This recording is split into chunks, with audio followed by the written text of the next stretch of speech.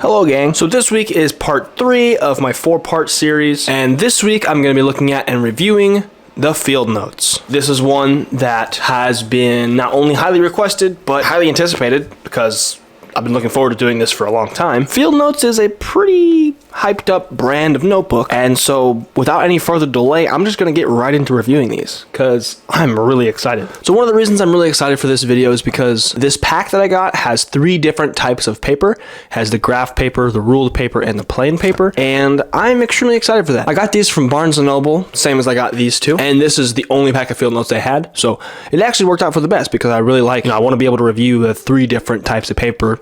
Maybe I could give you guys a better idea of which one you might prefer. But these are a pretty popular brand. I've actually never used them before.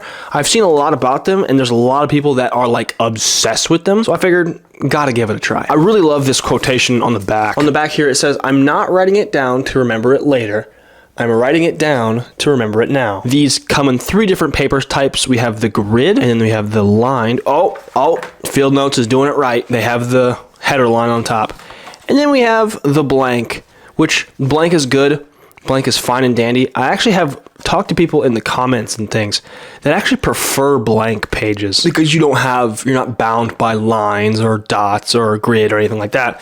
You have a lot more freedom to journal and write however you prefer. So how these videos have worked in the past and how they're going to continue to work is, in the beginning, I'll look at the aesthetics, the cosmetics of these books, see what they look like, see what they feel like, and talk about that. And then after that, I will spend some time, usually about a half hour. I will just sit and write. I will just write nonstop. And then when I come back, I'll talk about how it felt to write. Now, in this particular case, since there's 3 different notebooks, technically, I'm going to write in all of them. I'm going to write in this one, write in this one, write in this one, and then give you my thoughts on all 3. So let's start off with the look and the feel. So the look, it's a beautiful, iconic, look at it. It's plain, it's simple, it's easy. The covers are lightweight, really means this is going to be good for carrying on me. One of the things I observed in comparing the Field Notes books versus the Cahiers collection and Moleskine is the Moleskine, they're actually sewn at the binding, whereas the Field Notes are stapled. A little bit more of a homemade feel to it, which, that's one of those things, it's just binding. At the end of the day, not a huge difference. At the cover, it says, "This Field Notes memo book is property of," and you can write your name, "pertinent coordinates."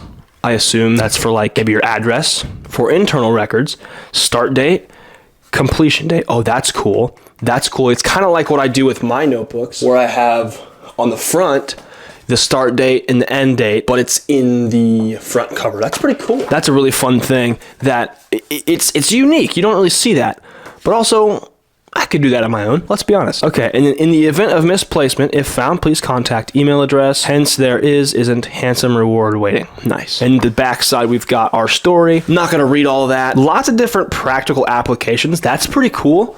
Got lengthy to-do lists, lots of different options. Last will and testament. That's cool. They've got 5 inches that have been marked out for you. I think that's pretty neat. That's something you don't see. So as far as I'm aware, Field Notes has a very high grade on the uniqueness scale. It's also really like the pages are even lighter weight. I really like the grid. It's like that yellowy brown type of color. Like the lines are that color. The paper, I was a little surprised. The paper is a little bit more of a bluish white as opposed to a yellowish white, but the lines are that gold sort of cardstock type color. Let's look at the lined notebook, the ruled notebook, I should say. This is beautiful. Actually, this is gorgeous because one of the complaints I had with the Cahiers collections in the last week's video, one of my complaints was that the lines, and really on the other book too, the Moleskine, the lines just start. There is no header space. So if you're writing out like a title or a header or what have you, in those books, you don't have that space. But in the Field Notes, not only do you have that space, but if you notice, the top line is a double line. So that is actually tremendously, it's just wonderful because not only do you have that space, but it denotes it in an obvious way. I don't know if they're all like that, but I'm a big fan of that. I really, really like that. And then of course the back one, just blank pages. I think on the website, and I think actually I know for sure that on Lockbee's website, Lockbee is where I got this dot grid notebook as well as this pocket journal cover. On their website, what you can do is you can actually customize your pack of notebooks.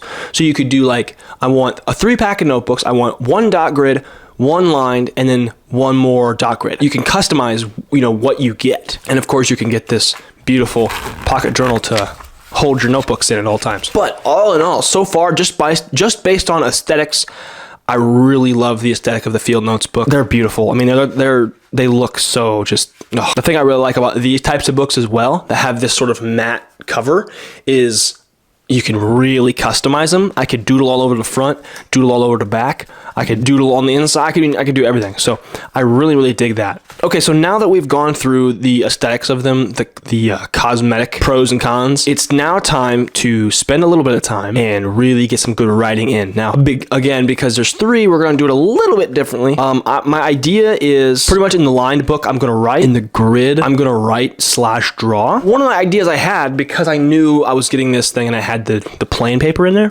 I'm going to use this specifically for drawing. So either way, I'm going to take all 3 of these, test them all out, and then we're going to come back and give you guys my thoughts.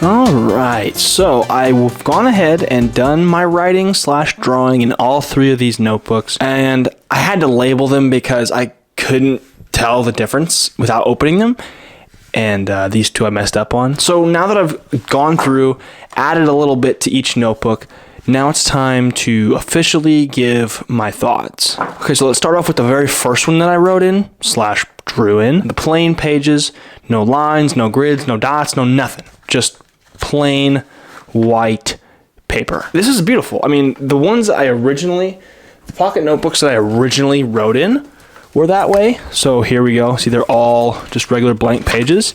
Did a lot more writing than drawing in these, but hey. But one of the beautiful things about plain paper in a notebook or otherwise is you can literally do whatever you want with it. Like there's no direction with it. You don't feel inclined to do one thing or another, because like with lines, you have lines obviously, and you're taught from a very young age to write on lines and to keep to certain lines. And so without lines, you kind of have a lot more freedom to do whatever you want, however you want. The first thing I wrote was, this is the first page of my Field Notes sketchbook. I will predominantly use this one for sketching and such. So in this first book I drew my tape measure, tape dispenser, and then my wrist. And then the next page, I'm really happy with this next page actually. I only did 2 pages, but I felt like once I did these couple of pages of drawings that I really got the gist of how I felt about the notebook. And then I sketched out the Field Notes notebook, drew a little arrow, with a little shadow action going on, the YouTube logo, because for some reason, whenever I'm doodling or drawing, I always end up drawing the YouTube logo. I don't know why. Maybe it's brainwashing. I don't know. And then we've got my thumb. I was quite happy with how this one turned out, considering I did this in like a minute and a half. With the Field Notes with the blank paper, I really dig it as a little, my favorite thing thus far of all the notebooks is I really feel inspired to draw when I have this plain paper. When I have all these other the lines and the dots and the grids and whatnot, I feel more like I want to write, or maybe I should write. But with the blank paper, I'm like, oh, let's draw, let's doodle, let's sketch. And that's really exciting to me. So that's really fun. So that's just more like a personal effect. That's more of a personal. I just realized that cord's in the way. With that aside, even with the blank, it opens up so many possibilities. I will say, one of the things I noticed after using it, I noticed that the Field Notes are particularly flimsy. The covers are not very good. They're really thin cardstock. And honestly, as a matter of fact, the paper, I think, is a better quality than the covers. I don't know if that's a consistent thing with other notebooks, but it feels like the cover should be a little bit sturdier, and I find myself being slightly disappointed with the quality of them. So let's move on to the next one, which is the grid notebook. I think I literally only did a page and a half because I got all I needed to know really quickly out of this one. One of the first observations I made was that first of all, I really like how tight the grid is, how small each line is, but at the same time, I felt like it hindered my writing a little bit, makes it a little bit less legible, harder to read, a little sloppier, and also because I prefer a bolder tip pen, the thinner, the smaller lines aren't really for me personally, because I wrote down here, I wrote, this notebook in particular would be great for someone who used a fine tipped pen. 0.5 would be perfect. 1 millimeter is a bit too thick for the grids. I mean, it looks a little funky, looks a little tight. I did draw, squares, triangles. I also made this graph because it's graph paper. On the y-axis is coolness, and on the x-axis is time. And I wrote, this graph displays how things get cooler over time. For example, your pocket notebook, over time, as you fill it up, it gets cooler and cooler and cooler.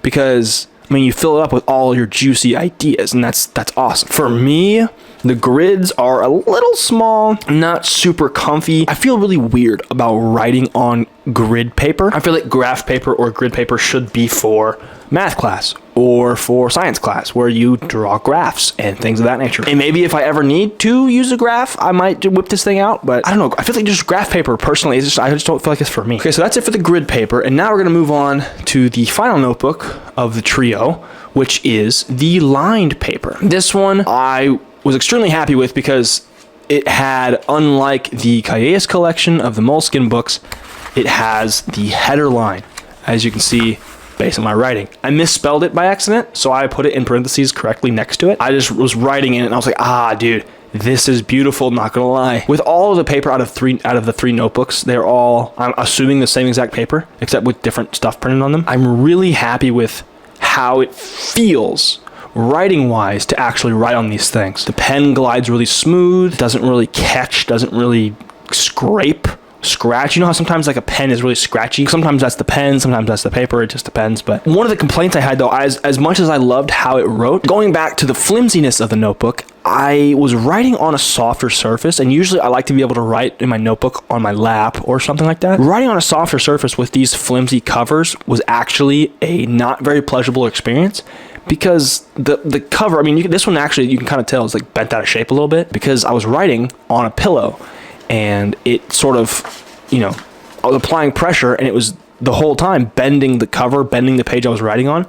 And so as a result of that, my handwriting got really sloppy and kind of messed up a couple of times because it was sort of bending as I was writing, which wasn't favorable. I'm gonna be honest with you. The field notes, a major knock on the field notes is the actual, the quality of the covers is not very good, especially considering these three notebooks was like $12.95 was the price for these three. So you got three notebooks for $13, same as the Moleskine Calles collection, only these are, at least cover-wise, far less quality. And I would even argue that overall, they're not as good a quality. I don't want to go into comparing them too much because that's next week's video, so stay tuned for that. And so one more thing I wanted to do with these three notebooks is I actually wanted to rank my favorite pages. My least favorite of these three, of the line, grid, and plain paper, my least favorite of the three was the grid paper. Probably could have expected that. It's just the grids were too small for me, and it feels kind of awkward writing on grid paper because you're writing against perpendicular lines. I really like the lined and the plain,